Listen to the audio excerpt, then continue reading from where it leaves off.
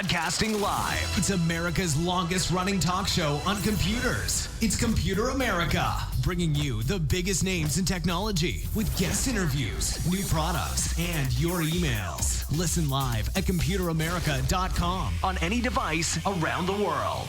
Email the show at live@computeramerica.com or find us on social media. Be sure to check out our website for contests, giveaways, show notes, live video stream, podcasts, and more. You're listening to Computer America.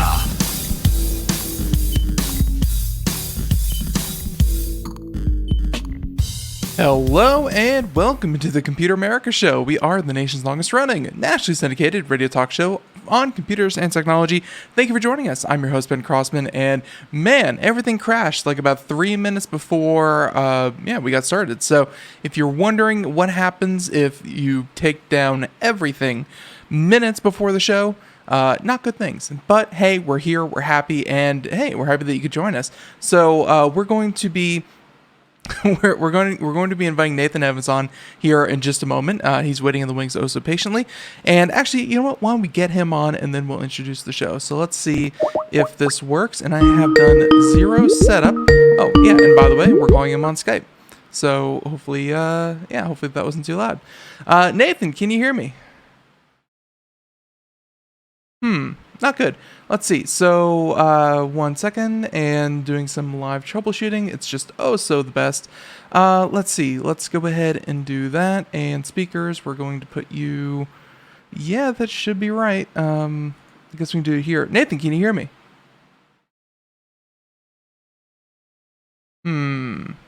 Sorry, folks. I normally do this before. Yeah, that should work right there. All right. So, Nathan, can you hear me?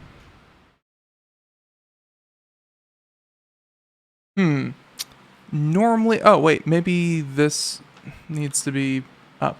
So everyone, I can hear you now. All right, Got perfect. It. I don't know what you did, but it worked. Perfect. Yeah, and that's probably on my end now. That's I have you kind of low, but anyways, Nathan, I was just about to introduce the show. So everyone, if you'd like to find out more about Computer America, computeramerica.com. Find us on social media, podcasts, reviews, articles, and more. If you want to find all that there, computeramerica.com, and of course links to everything that we talk about here after the show. You'll also find up on the website. And in the meantime, everyone, let's just go ahead, introduce our guest, and get this conversation going because I feel like for Friday, this is even too relaxed for me. So things are already going haywire. So everyone, welcome onto the program. Longtime Computer America correspondent, managing editor over at Popzara.com. If you haven't checked them out, they do everything pop culture. And hey, they have a great team over there. Really reviewing, writing about a lot of great topics, and definitely check it out. And Nathan, welcome back onto Computer America. Welcome back, Ben. And ain't no pandemic going to keep me down. We doing this thing. So let's do it. Absolutely. And and so let's go ahead and just say, first of all, happy that you could be here. And before we get started with the different topics, we have a bunch of them. Just in general, how are you? I am not doing bad, but if you know what's funny, full disclosure, can I tell your audience? Sure. So as you know, we moved into a new house, and it's been nothing but pain and anguish and cleaning. And yesterday, when I was down in the basement cleaning, it flooded. And while it flooded, I was desperately trying to turn back the tide, literally. And I smashed my right foot into a fish tank from one of the roommates. And wow. I spent a lot of yesterday in the hospital getting stitched up. So, yeah. How you doing? Yeah, better than that. I mean, really, it's there's a reason that you can make an entire profession out of being a mover. It's you can hurt yourself, and I've never hurt myself on a fish tank, on an aquarium, but doesn't sound like I want to either. So I'm happy that you're here, and luckily a busted foot does not preclude you from joining us here on the show. Let's just say the fish had the revenge. My foot ended up looking like sushi. But I will say this: I'm actually on my mobile unit right now as well. So if there's any technical problems, don't blame it all on yourself. So I'm not allowed to go up and down the stairs, drive, or do any of the fun stuff. So I'm sequestered in a downstairs room, using my mobile system. So yay. Yeah, well, hey, you definitely sound good and better than some of the other voice teleconference What are you systems saying? that are sold out there. Hey, you sound like Mission Control now. But yeah, I mean, I don't know why they can't figure out conference technology yet, but it is abysmal. And Zoom? Are you talking about Zoom? Did it finally fail no, on no, you? no, Like, no, no, no, no, come no, on, no, no, no. I Zoom. just did.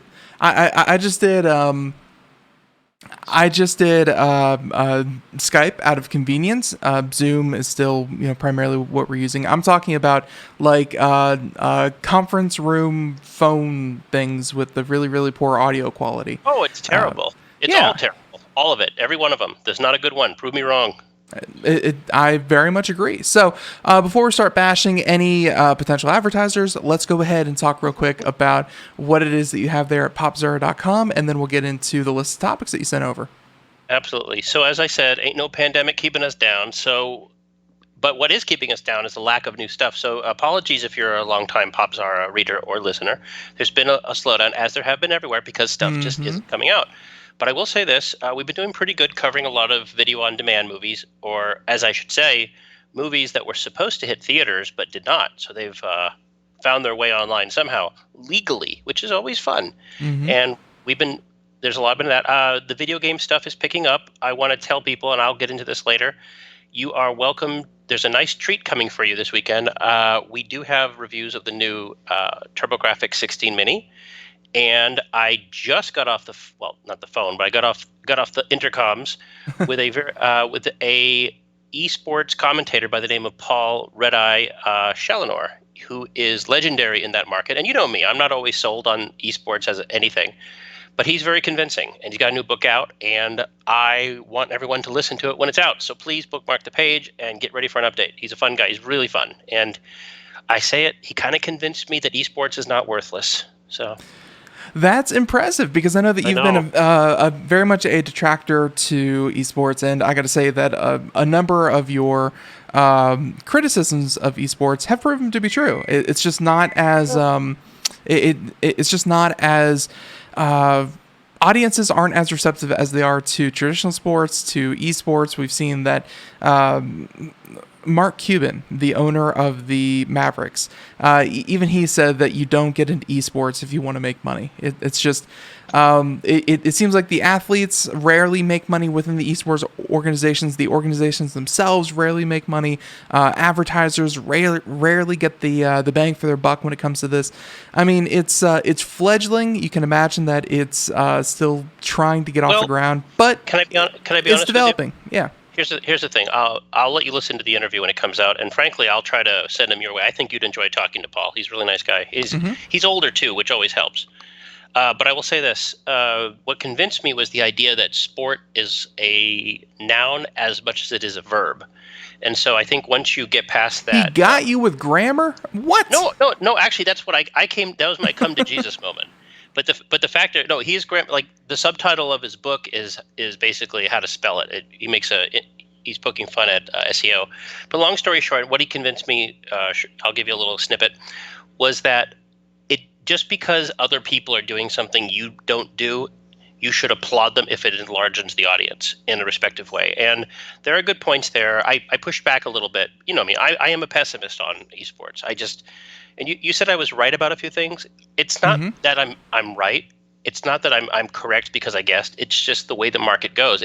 If you told me, for example, that the best way to fill a bathtub is just to turn the spigot on, I would say, no, you got to plug it.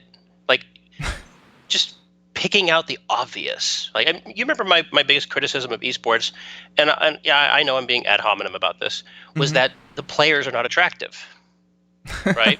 I've said this before. Their players are not attractive. And if you've ever been to a room with a bunch of gamers, they don't smell great either. And when you look at real athletes, they've got beautiful toned bodies, athletic, they smell good, they're attractive. And that's a problem, is that it's hard to take ghouls and make them sexy. But that's changing. And again, I mean no disrespect, but let's be honest here. People enjoy and like looking at beautiful things. Do you remember the female tennis player Anna Kournikova from years and years ago? I believe so. I'll say this. I know her name. I do not know her competitor's name, and she was not a great player. But there's a reason why I remember Anna Kournikova, and it had nothing to do with her skills. So it's just how it works sometimes. And his biggest theory was that you don't have to be the best to be successful. And again, I could go off forever, but the tangential argument is that give it a chance and you'll see where it goes. And he did sway me into being more respectful, and I will fully admit, I'll do a mea culpa, and I'll say maybe I should have been a little more cautious about what's going on. So, and obviously, I'm really looking forward to the full interview, and I really do hope that I get to talk to him. But I got to say that you said that it's changing, and one of those is the owner, Rick Fox of, and I'm thinking of League of Legends in particular, and he of course has strong ties to like the NBA and how a sporting organization should be run. I remember that one of the first things he did was that he took his entire League of Legends team, with a bunch of teenagers and young 20-somethings, and he said, all right, all of you every single day are going to the gym for 2 hours. And it was something that other esports organizations never did. Like to other organizations, it was sit in front of your computer for 12 hours a day, practice, play video games as much as you can, and you'll be better at video games than your opponents.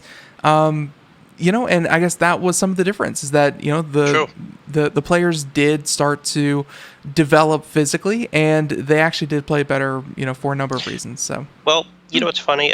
Final thought on this whole thing. If anyone thinks of being too harsh, please, go and do some history. Go back and look at the first athletes who played football, or the first athletes who played baseball from the early 1900s. They were smoking and drinking beer on the sidelines. Yeah, Babe Ruth, by the way, your hero Babe Ruth, he was chugging beer and eating hot dogs. Baseball and NFL in the early days look like bowling today. Exactly. And that's what I'm saying. But it didn't become a mass popular sport until the pretty people emerged from their cocoons. And that's just one thing. My other argument was, and this is the part he really got me on, is that I don't understand all the silly names and all the silly symbols and the way it's spoken, because a lot of it is just gibberish. Mm-hmm. Like you can't be razor, towel, or tit, fat, to, tippy, ta. Like, what the hell? It's just, I don't know. Screen names, yeah.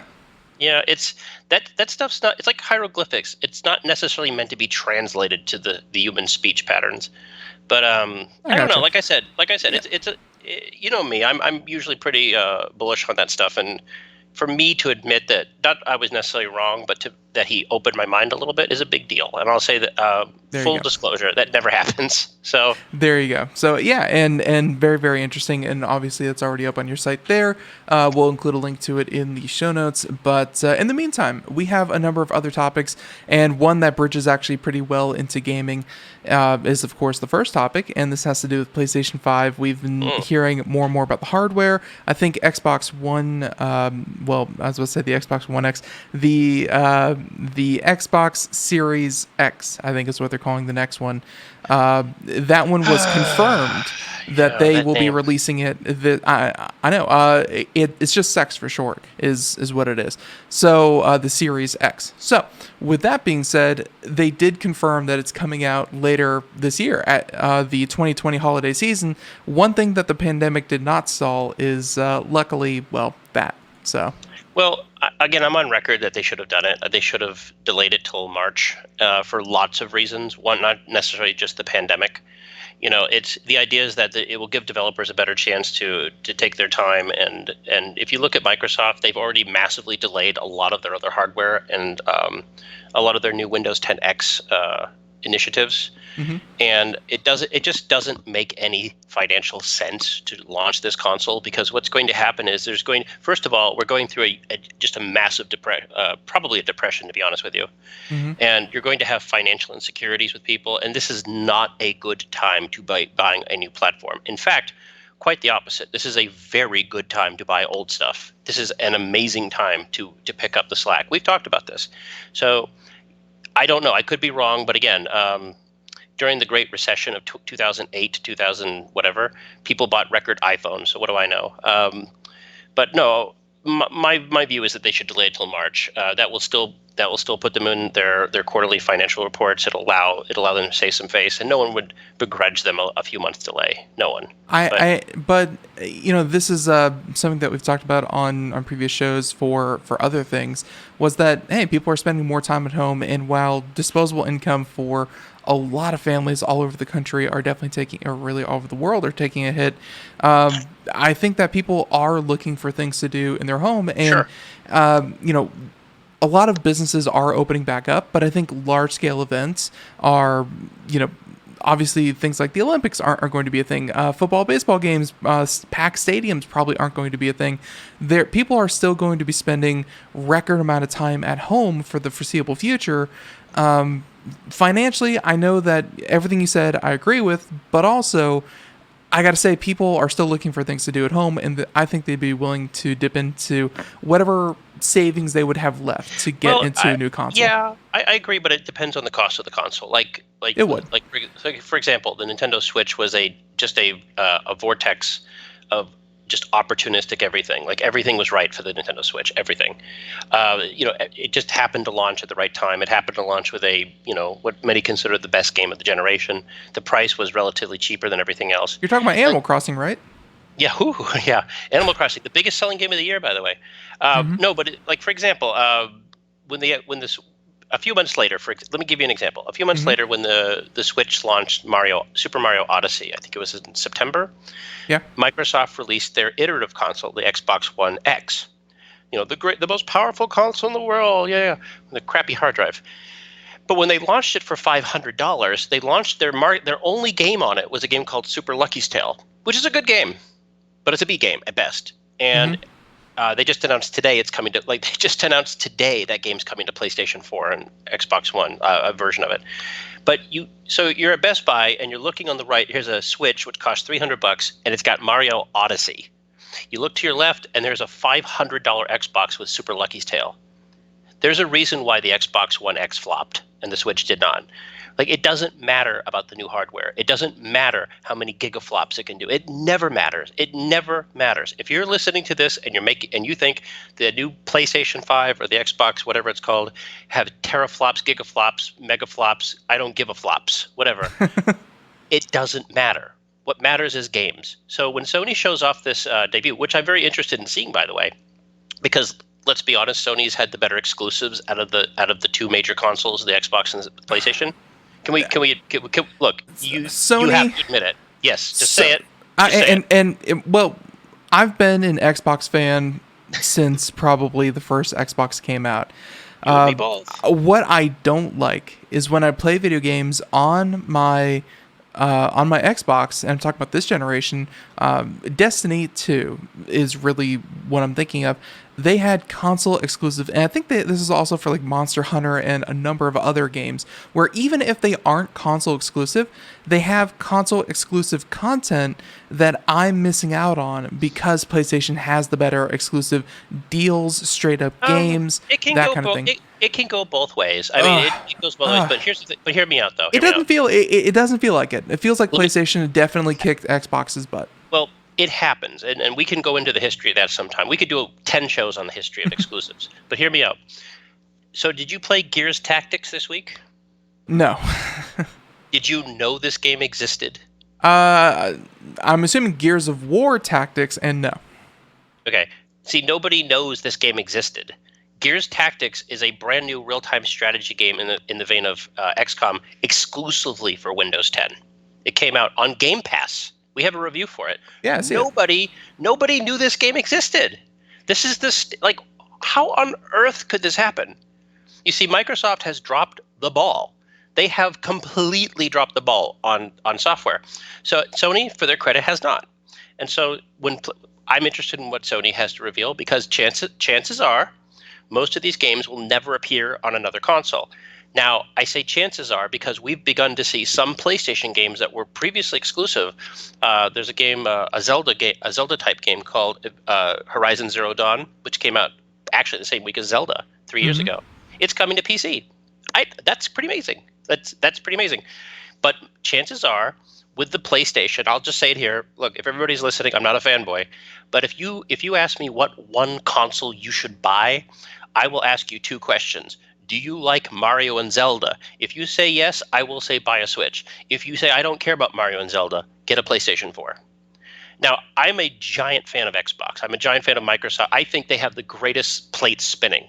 I told you, I love the interoperability between the platforms. I think Game Pass is revolutionary. I think Game Pass is the most revolutionary thing. Mhm. I think it's great. I think all this stuff's great.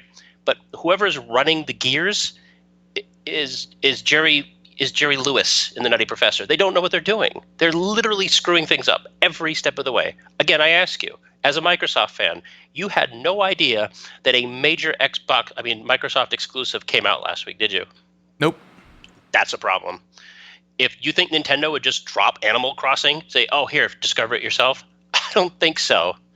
So that's the problem. And so, yeah, I'm looking forward to what Sony's going to show. But can I put on my hat? Yeah. I don't think there's going to be any piece of software shown at that show that's going to make people run out and grab a PlayStation 5 because it never happens. It just never happens. So, and I, just looking at this, the Xbox One was released in November 22nd, 2013. The last Halo game was Halo 5 Guardians, and Halo 5 took some risks that didn't really pan out. Anyways, Halo 5 came out October 27, 2015. About 5 years ago was the last Halo game, and it was just kind of at the very beginning of the Xbox One's life cycle. You're being charitable here. You're being charitable. You missed something. What's that? That wasn't the last Halo game. You're talking about Halo Wars 2, I think, right? No. I'm talking about the Halo Master Chief Collection. Because what happened is Microsoft released that came to PC, though. I'm talking about exclusive to Xbox. No, it was exclusive up until last year. That's true. Or this year. Hear me out. Microsoft took this compilation of arguably their most famous franchise on the Xbox and botched it every step of the way. They released half-baked, crappy ports, didn't remaster anything, games didn't work, matches didn't work. Again, proving my point is I don't know why they did this. Halo 2 in the Master Chief Collection, the remastered PC version came out last week. By all accounts, it's spectacular. It's really good. Like, you should play it. Mm-hmm. But did you know about it? No. That's what I'm saying. Like, hello? What's going on here? It just seems like they 5 years between Halo releases is dropping the ball. I would think, and of course we've seen some sneak peeks at Halo Infinite, if that's really what they're calling it. Halo Infinite was supposed to be an Xbox One game. Yeah, now it's not. They were promised it would be on Xbox One X. They promised you the hardware's going to do it. It's going to do it. Now, keep in mind, Nintendo does the same crap. Oh, Zelda Breath of the Wild's going to be a Wii U game. It was, but no one cared. They wanted it on Switch. If this is what I was worried about with games like Final Fantasy VII Remake. If the development is going to overlap with the next generation, what's the chances they're going to take an old generation game and just spruce it up for the new? And I'm telling you right now, call it right now, those games shown in June will be PlayStation 4 games with pretty graphics. You will not see a game on the PlayStation 5 or the Xbox One Series X that uses any potential for about 3 years. Because it takes years to make a game. It takes years. And by all accounts, the development units for both new consoles are terrible. And they're struggling. And so I don't know what's going to happen. Whatever the Xbox ends up being, Ben, is basically going to be a super PC. That's all it's going to be. The PlayStation's got the bigger question mark. The PlayStation... Again, it's got the power of Sony behind it. It's got the power of a gigantic fan base. I'm hoping with games like Fortnite and other games that were cross-platform. I think that's some of the other games that I'm currently slipping here. But anyways, this idea of cross-platform it did not kill PlayStation. In fact, if anything, it just kind of upped their play rates. I'm hoping cross-platform becomes a thing between Xbox and PC and PlayStation. That's entirely up to Sony. They're usually the holdouts. In fact, there's a game that just came out last week again on Game Pass, Minecraft Dungeons, was it? Yeah. That is cross-platform. I have heard about that one. Yeah, so it's a Microsoft game. Again, we're going to see what happens. Microsoft has been very charitable, and I think they recognize the utility in doing cross-platform. They've done very well with Nintendo platforms and PC. They played really well. But I will give you an example how this can go haywire. We can move on. A game came out a couple weeks ago called Streets of Rage 4, which is a game 26 years in the making, whatever. We reviewed it, gave it a good review. Full disclosure, we've talked to the artist of the game. The game is available on it was on Game Pass. If you played it on the Switch, you had to pay like $30. You played it on PlayStation, had to pay $30. You have a Game Pass, it's on there. How wonderful, right? It turns out it's not so wonderful because the Microsoft versions were screwed up. The versions on the Microsoft platforms, including the Windows 10. Okay, for example, Ben, let's say you don't have Game Pass. You want to buy the game. Do you buy the Steam version? Do you buy the Microsoft Store version? What do you buy? Do you get the Game Pass version? Do you buy the Xbox version? There's different versions. They have different things. And apparently they don't all run the same.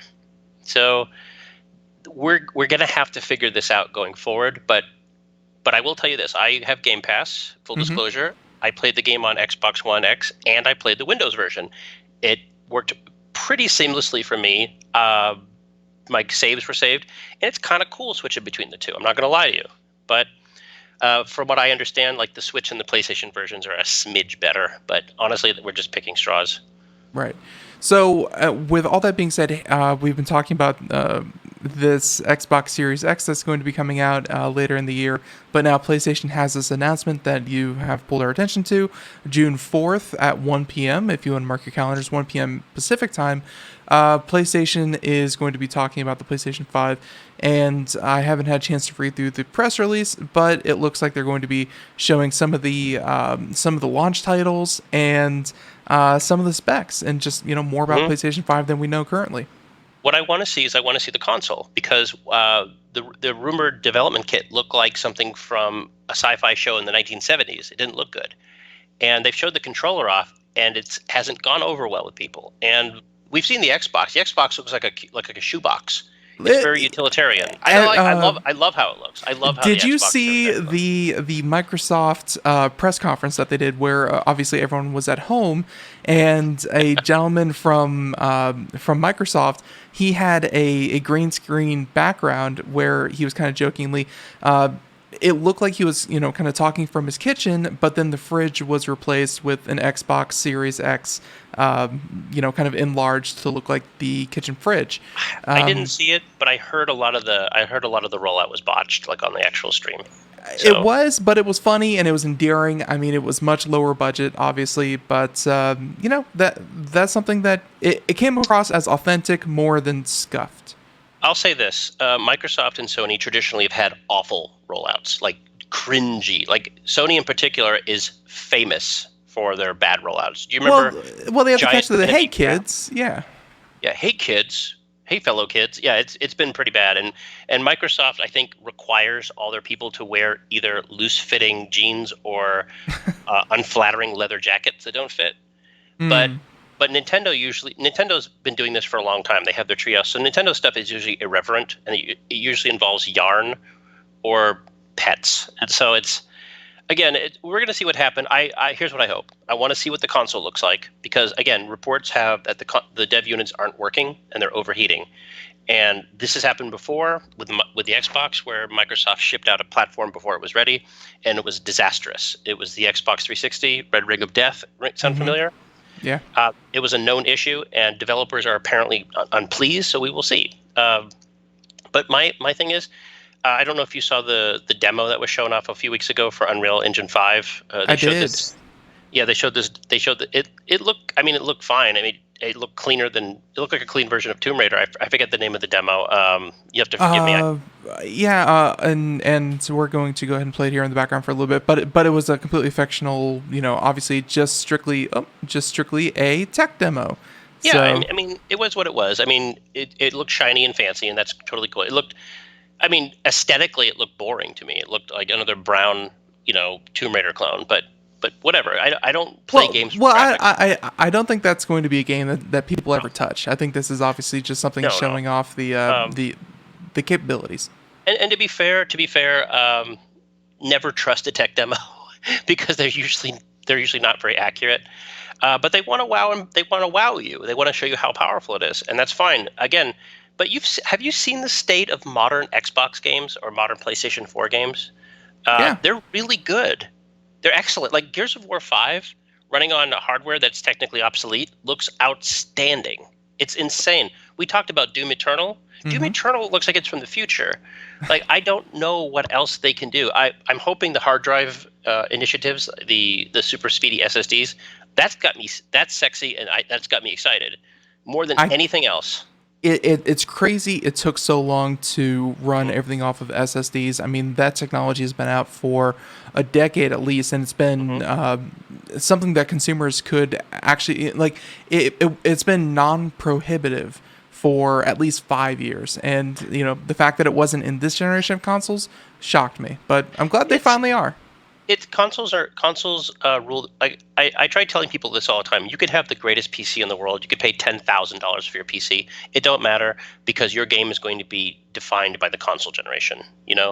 And so your game is built on console technology. No matter what your PC game is, it's built for consoles. It's ported to PC, and it's almost never enhanced. So what I mean is, now that the consoles have finally got standard SSDs, and by the way, very fast ones too. They're proprietary drives in the case of the Xbox. Um, that will be revolutionary in ways that pixels and triangles could never be. Like, listen to me now. The graphics are not going to blow you away. They're not. They're going to be nice, but they're going to be they're going to be slightly nicer. It's going to be all the stuff running underneath that's going to be exciting, and I am excited about that, because it's time. It's time to get rid of loading times, Ben. It's time. Yeah, and just even that little bit of kind of hearing the platter drive spin up and actually your game kicks in, that kind of thing. Boot up times alone are going to go from 45 a minute and a half down to almost instant on consoles, which You know what's sad? which is going to be awesome. You know what's sad? Do you have an Xbox One still? Yeah. Do you have an X? No, just the Okay, original. Okay. I You have didn't feel an the S? need, but yeah. Oh no, you literally do not need an X. Like, there's almost nothing there. But I have an X, and I'll tell you this: turn that thing off, turn it on. It takes like 4 minutes to boot up. It's insane. Like, the hard drive on that thing is garbage. Like, the fact that that's like fitting a nice Ferrari and putting a janky gas tank in it. It's. I knew as soon as I saw that and I think it's a 5,400 RPM hard drive. It's terrifically terrible. It's awful. And they had to hit that price point, and for some reason they felt like the hard drive was a good way to kind of scrimp on it. So there you go. So with PlayStation 5, they both have SSDs. I was just looking at that. It looks like Forbes at least is giving the edge to Xbox in the SSD, because they're both they're both pretty good, but it looks like they both allow extended storage. But if I'm reading this right, the PlayStation 5 is only allowing extended hard drive, like a HDD traditional hard drive, and then the Xbox, I think, is allowing extended that can be an SSD. Well, here's the thing, though. I believe I haven't followed it as closely as I probably should have, but I believe the Xbox platform will be proprietary, and that gives me nightmares, because proprietary hard drives are terrible. Like, the Xbox One has a terrible hard drive. I can't replace it easily. The PlayStation 4 is pretty open. I can just, like, if you have a PlayStation 4, people, pop that old hard drive out, throw it in the trash, and buy yourself a 7,200 RPM hard drive. You will be much happier. I wouldn't bother going to SSD, but get yourself a 7,200 RPM, and you could do that on the PlayStation very easily. And of course, the Switch uses standard SD cards. While not the super fastest, you're not limited by the internal memory. You can go out there and just buy a card online. But I don't know what's going to happen with Xbox, but I'm hearing shades of what happened with the PSP. Do you remember that? Sony had a proprietary. They had a proprietary. Not PSP. I'm sorry, PS Vita. They had a proprietary memory stick thing that nothing else used. It was awful. It was very expensive. It was hard to upgrade. Oh, it was terrible. No thanks. It looks like they partnered with Seagate, so at least Microsoft isn't going completely out on a limb here. They've at least partnered with Seagate to work on the hard drive. That doesn't mean that you have to buy one specifically for it, but hey, it's it doesn't mean Microsoft is getting into the hardware, any more into the hardware than they have to. So, but still, so this whole event that we were talking about to begin with the PlayStation, are there any titles that you hope to see on release for PlayStation, like any of the big names that you're hoping really make it? Well, let me tell you, I hope it's all new, because one of the advantages of PlayStation as a brand is that they've been able to generate new IP, new product. And the PlayStation 4 was very disappointing in that the almost none of the new games have hit. If you go back and look at a history of the PlayStation 4 original titles, it's very scarce. I think there was one called 1865 or The Order. I don't know. I think Bloodborne was an exclusive, but generally speaking, this is a platform that's generated smash hits like Grand Theft Auto. It was the home for Lara Croft it helped generate Lara Croft, Crash Bandicoot. Final Fantasy is always Final Fantasy. Well, Final Fantasy 7. But right. But I mean, when you're going forward, Uncharted, Gran Turismo. I mean, these are massive franchises, and the PlayStation 4, while being the system for everything, was very disappointing on its own exclusives. It was a very disappointing generation for PlayStation exclusives from Sony. But I don't know. I want to see what's coming. Like, I'm really curious. I'm always wanting to see new sequels, right? I always want to see a new sequel that's cool. But when I hear console exclusive or limited time exclusive, for example, I actually borrowed a Herman X, my tech editor, and I share a PlayStation 4 Pro. And I finally got around to getting Death Stranding on the PlayStation 4. It was supposed to be a timed exclusive for the console, then PC. But we found out the game was delayed indefinitely on the PC. So now I have to go back in on PlayStation.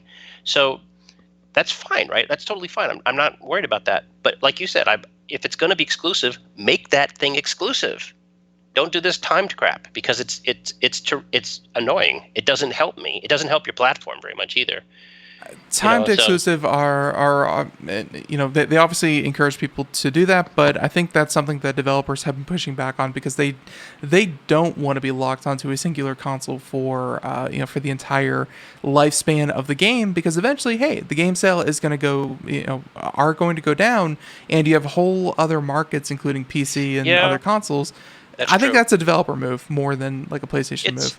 Well, a lot of times it's hard to get game development. So you think of exclusivity like product placement in TV. Yeah. Is that they build the funding from timed exclusivity into the development cycle. And so in some cases, if it weren't for exclusives, the games would never be made. A good example of that would be Bayonetta on the Switch. Bayonetta was made by Platinum Games. It was on PlayStation 3, PlayStation 4, Xbox. It was on everything. And it didn't sell. And the company basically went kaput. Nintendo swooped in, gave them a lot of money, and now Bayonetta 3 is going to be an exclusive on the Switch, as it should be. They paid for it. But will that game ever see the light of day on another platform? Never say never. I mean, I don't know. Probably not. But it's again, I'm not against exclusives, Ben, but if it's going to be exclusive, make it exclusive. Don't make it just this time stuff and we'll come up with a better version later. It's just, just go all in is what I'm saying. Make it was Marvel's Spider-Man the one that most recently came out? Was that a console exclusive? That was a platform exclusive, which means that it's only available on console. And that Sony made that game with the help of who's the developer? Insomniac Games, which I believe is a subsidiary of Sony now. So what I'm saying is that's what I'm talking about. That game is exclusive. Sony poured a lot of money into it. You're investing in that game, and that was a big hit for Sony. By the way, it was a big hit for PlayStation. It was a big game. The game itself was okay. It was okay, but but if you want to play the Amazing Spider-Man game, you have to play it on the PlayStation. And frankly, I'm okay with that. I'm okay with that. That's what I'm getting. That's what I'm paying it for. That's what games like that make me confident to buy something. There were a lot of awesome games, and I gotta say that God of War was another one that I think was PlayStation exclusive as well. That like you said, way at the beginning, PlayStation has had better exclusives. Some of these are, of course, reboots and kind of sequels and that kind of thing, but at the same time, they were all really great games. So overall, most of the games are okay, but it's like none of them were best in class, if that makes any sense. Like the Uncharted game on the PlayStation 4 was not the best Uncharted. The God of War game was not the best God of War. I don't even think Gran Turismo hit the PlayStation 4. If it did, it was limited. I think there was one, Symphony, I don't know. But none of them were as memorable as the most memorable. And for a console to be so dominant the way the PlayStation has, and let me say this, the PlayStation 4 is the best-selling console of this generation. Not only that, it's the second best-selling console of all time. Like the PlayStation 4 has been a massive success for Sony. It's outsold the PlayStation 1, the PlayStation 3, the PlayStation Vita, the PlayStation Portable. The only video game console the PlayStation 4 has not outsold is the PlayStation 2. It's outsold the Wii. It's outsold everything. This thing is massive. It's a great platform. But unfortunately, I can't point you to any game on the PlayStation 4 that was a masterpiece. Like, that's the problem. Right. To me, that was only on disappointing. PlayStation 4. Yeah, that was disappointing to me. Yeah. So with and actually speaking of disappointments, I'm sure that you also heard that the Elder Scrolls 6 is not expected for like another 2 years at least. Like people were all like, "Oh, it's going to be 2021. This is going to be awesome. We can't wait." And the developer came onto the forums that they were discussing this and was like, "I got to set your expectations a lot lower than that." Or and essentially said that, even though they announced the game like 2 years ago at E3 and they've been hyping up ever since, this game's still deep in development. So that's probably not going to be a console exclusive, or at least a launch console or a launch game for launch title for either console this year. Well, I never expected that, and I'll say this: I was hoping. Remember the immortal words of the gaming god himself, Shigeru Miyamoto, who says, "A rush game is forever bad." And so let the game take its time. If it takes 10 years, it takes 10 years. If it takes 5 years, it takes 5 years. When the game comes out and it's finished and it's done and it's great, you will be okay with that. And if you can't wait, play something else. There's lots of other stuff. Or go outside. That was always the Blizzard approach, which is it's soon trademark, soon TM is when it will be out. You know what's funny about Blizzard, though? Little story for you.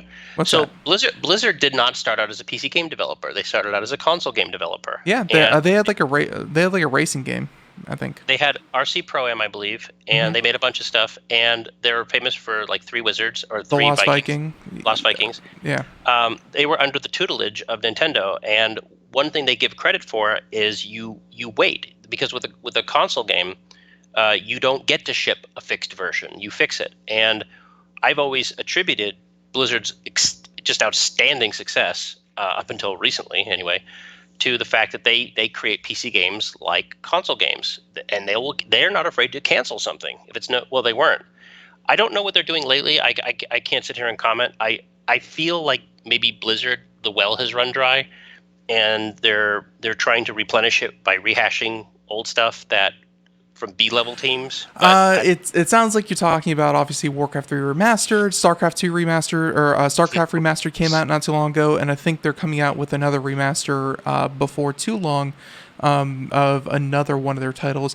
But I gotta say that, and I know that, well, you probably don't follow the development of the next World of Warcraft expansion as much as, say, I do, but I gotta say, from what I've seen of the latest expansion, at least Blizzard is trying to implement new things. And one of the things that they're doing is a game system called roguelike, if you've ever heard of that. For people out there that don't know, you essentially start with nothing, and as you progress through the game, it's a huge random chance. In card games, you get random cards that synergize with each other. You build decks and stuff like that. There's many other kinds of roguelikes where you kind of build power as you progress, and they're implementing a system like that within World of Warcraft, which is something that, traditionally WoW has been very slow to pick up new ideas and really mix genres. So to see that within WoW is pretty cool. The last WoW game, full disclosure, I do not play WoW. I don't play any MOBAs. I don't play games that don't end. So the game has to end. And so it ends. It just takes you years and years. And I'm 14 years into it, and it hasn't ended yet. I'll let you know when it ends. Second. But the last one that caught my eye, like stylistically, was the Panda one. Miss Pandaria, yeah. Which somebody clearly was watching DreamWorks movies. But it was fun to look at. It was fun, and I know it grabbed a lot of people back. But no, I told you I played Streets of Rage 4. Yeah. I beat the game 7 times in 2 days. It doesn't take forever. I beat Resident Evil 3 in like 5 hours, maybe 4 or 5 hours. Like, I like games that end so I can play another game. And so I want to play in the space in the time that it would take me to spend a month on Warcraft, I could play like 50 different games and have 50 different experiences. That's Now, true. those 50 different experiences could be mostly crap, which is true. And I may not have the social aspect of Warcraft. That's true, but I choose to play games that have credits that roll when the game ends, and I can move on. That will tell me, and I don't blame the game for being great. I don't blame Warcraft for being a good game because clearly it is. Because if Warcraft was a drug, that'd be some good smack. So and really, speaking of smack, one of the best smacks that Sorry I about think that, by the way. people have been, have really been enjoying lately is Terraria, and I don't play it whatsoever. I do know people who They do still play it, play that game? and I've been They still- watching it.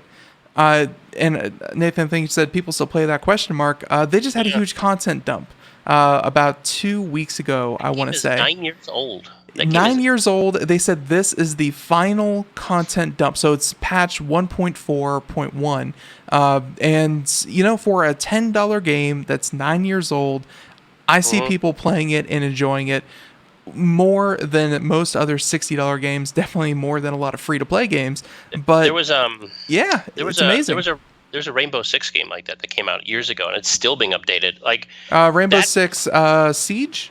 yeah, like that's the future of games right there. By the way, games as a service, like that's what they should be shooting for. That's one of the reasons why Fortnite. I gotta say, and that's where I gotta stop you for games as a service. I completely agree. Games as a service makes perfect sense. But yeah, Terraria, you paid once $10. They don't get anything more out of it. There's no expansion. Now they're going to start working on Terraria 2, they said. But for a one-time fee, $10 9 years ago, you're still getting content. That is against the grain, though. But that's still games as service in a way, and that what happens is the price is so low that someone sees it and your excitement encourages someone else to buy it. It's just I guarantee you that model. people have for the first time purchased a game that is 9 years old and is still getting content. You're right. Yeah, absolutely. I mean, it's a different way of doing it, but the idea is that you play a game and it's well supported. Like, for example, Grand Theft Auto 5, the game that came out 7 years ago. Probably the best-selling game of all time if we don't count Minecraft. The game makes scads of money, but it makes so much money that they stopped selling the game. You could still buy it, but like Epic Games gave it away for free. Like they're giving the base game away for free at this point because they make so much money on the content, the aftermarket content. And to be honest with you, that doesn't interfere with the core game. So if you make a really, really, really good core game that's flexible and can be modified, then that's something great. I mean, when I was talking to Paul about esports, I mean, I didn't mention this with him on the podcast, but almost all the big esports games are old games. It's very rare to see a new game pop up in there. I think the newest game is Fortnite, and that's an oddity. Yeah, Fortnite and oddity is one word to describe it. I think the other one is obvious because Epic, I think it was Epic or EA that made Fortnite, dumped like $500 million into prize pools for the game. They artificially inflated the professional scene, the amount of people vying to compete within that esports scene, like where others like StarCraft has been developing since the 90s. You have World of Warcraft, which has been, the arena's been around for 12 years. Fortnite purchased their esports scene. Well, they did that too, but they also became platform agnostic. They followed the Netflix model. They did. And like, for example, Netflix was, when Netflix came out, speaking of console exclusives, the first Netflix that was available to stream was on the Xbox 360. Did you know that? Microsoft I had it. I did not know that, but I had it. Yep. And the way they got around it was that if you wanted to get it on another platform, you had to get it on a DVD. And so, for example, if you wanted Netflix on their Wii or Netflix direct PlayStation, to your door, how could it be any more convenient? I remember those days. No. You actually had to get a DVD with the software on it. So they would ship you a DVD, and that would be the Netflix app. It backfired for Microsoft. What happened is that so many people requested it, the Wii became the dominant platform on it, and that helped establish Netflix as a streaming entity in a way the Xbox could never have done. Full disclosure, if you go back to Popzara, there's actually an interview I did a few weeks ago with a guy who just released a documentary about the creation of Netflix. We didn't really get into the console part of it too much on the podcast, but it's Like, that's the model that Fortnite's taking. Fortnite is on everything. You can go to Walmart right now and buy Fortnite at Walmart. It's a free game. You buy it and you get bonuses. It's on your phone. They just announced a new phone from Razer, I think it was, or OnePlus. And what did they use to sell it? Oh, it's going to play Fortnite at 140 frames a second on your phone. That's too much, dude. Stop. You don't need that on Fortnite. But full disclosure, I don't play Fortnite at all. I'm not a big fan of the game. I admire it for what it is. When I got my new laptop last year, it was a 2017 MacBook because I upgraded from 2014 and Apple made it really cool for me. I wanted to test the graphics chip, and I tried running Fortnite, and it could not do it. So back to the store it went. If I'm going to pay $1,000 for a laptop and it can't run Fortnite, screw it. Like, that's obscene. So anyway, but yeah, that's the like Fortnite is console. It's platform agnostic. It runs on everything, Ben. Everything runs Fortnite, and it runs it well, and that helps. And it's gratis for entry, so that helps too. By the way. Yeah, and definitely, I got to say that because it's a system like that, even though it's a game that's already been out and it's still popular, although I think I saw some of its users slipping, but I got to say that happens to every game. You know, there's no game that reaches its peak and just never stops gaining new users, but it has a very dedicated fan base. And of course, no offense to the people of that age, but Minecraft Dungeons just came out, so hey, the user base is split. I gotta say though that this all makes sense because, again, circling back to PlayStation 5, Fortnite's going to be one of the biggest games for a long time on the PlayStation 5, and especially if it runs better. Isn't that funny? Like, but it's not going to run better. Like, that's the thing. It has to hew to the base model. Well, it might look better. But I think, and that's something that that I think we've touched on with you before, which is, of course, this idea of real-time ray tracing.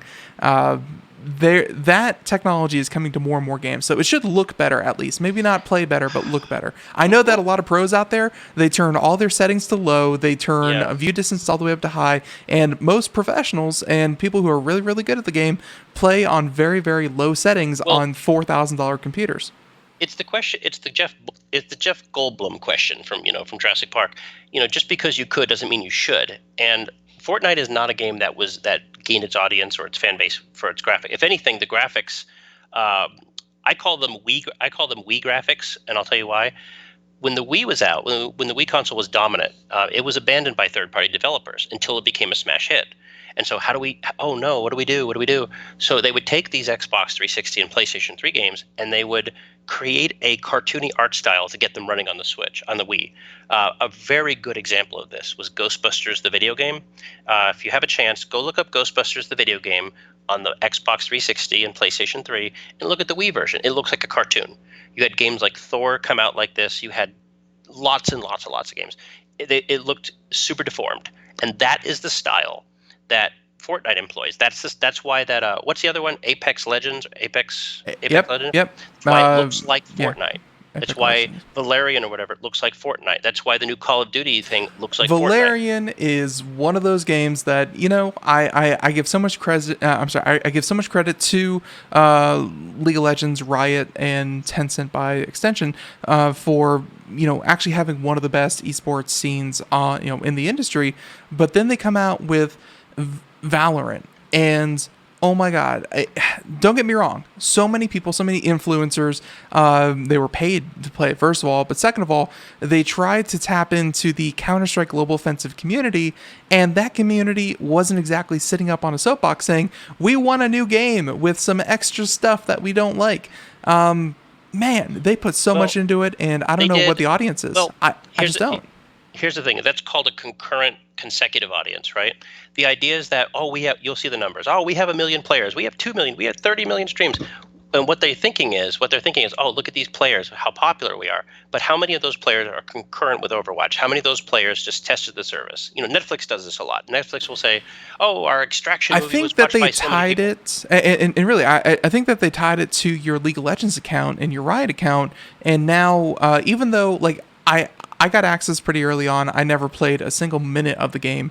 The entire playstyle of Counter-Strike just doesn't appeal to me. But anyways, I think I count as an active member of Valorant because I open the client every once in a while. Well, do you know why they brag about the numbers? They brag about the numbers because they're trying to attract sponsorships. They want to say, look at our platform, look at how big we are. Again, Microsoft does this when they talk to developers. A very good example, and this is a minute-long story, but I'll make it quick.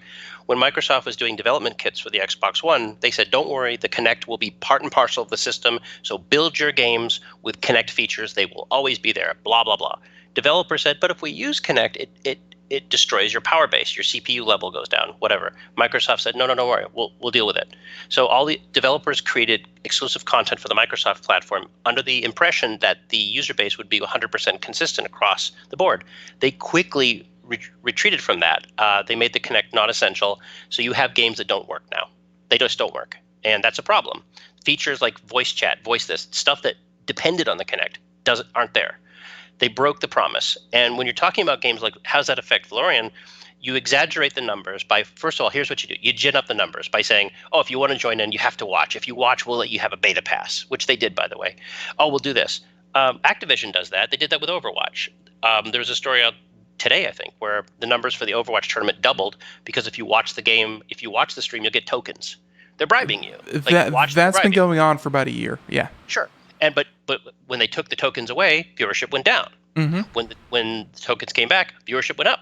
So, congratulations, they've created Pavlov's Overwatch. So and by the way, this is something that I just want to, just because we're on the platform and we are streaming to Twitch, but I got to say that overall, people on Twitch, and this happens with all online communities, I'm sure that you've seen it, Nathan, that people take their little slice of the internet, be it social media, be it Reddit, be it Twitch, and they say, look at the viewership, look at the numbers, look at these, and they take a very small slice and they say, this is a dying game, dead game, this is it, this is over.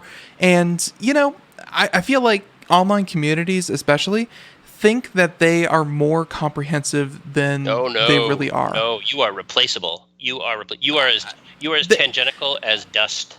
They'll look at and they'll kind of like say, look at how many people are watching Valorant. At some point, on Twitch, it was over 1 million people watching Valorant, be it bots or humans, and they're like, look how popular this is. And I'm like, even at its height, even with 1 million bots and real people, when it comes to the entire video game market, Animal Crossing still had like 17 million concurrent players. Like, you may think that Valorant is the most popular game because of Twitch, but that's just not the industry.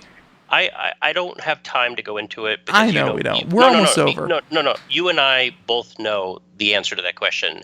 The online community is a giant scam. It is bots. It is paid subscribers. It is paid this, paid this. You go to a YouTube video. It's got 1 billion views. It does not. 1 billion people did not watch that thing. Maybe 200 million at best. Maybe. And they have bots clicking it. You have people watching it. The viewer count is not reflective. When what's his name? Blevins, Ninja, was on Twitch. He had 8 million followers, whatever. Microsoft bought him. He went to Mixer. Only a million. Mixer's view count went down, because it's not transferable. It's the concurrent consecutive thing. Just because someone has 1 million listeners, that does not translate to anything in the real world. Lady Gaga can have 30 million Instagram visitors, but she'll struggle to sell 200,000 CDs. It has no impact. It's completely fraudulent. If we actually had to verify users and hits, for example, if I went to YouTube and I hit play and I played it once and I heard it, like for example, if I went to Walmart and bought a CD, that one purchase is forever. It only counts as one. It doesn't count as a purchase every time I listen to it, right? It's a one-time purchase. That's not how streaming works. Streaming is I listen.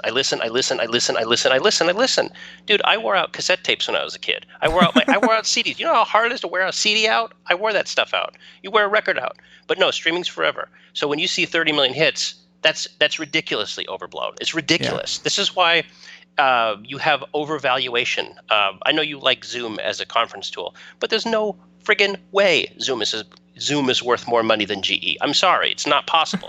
So well, to be fair, how many people are buying appliances in today's market?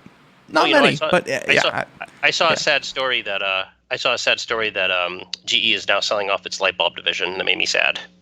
Yeah, well, and I've also been looking at things like Ford and their valuation, things like that. And it's like, wow, these old powerhouses that, especially someone who's just coming into, kind of the larger economy, saying, oh, these guys have been around forever. They're always going to be.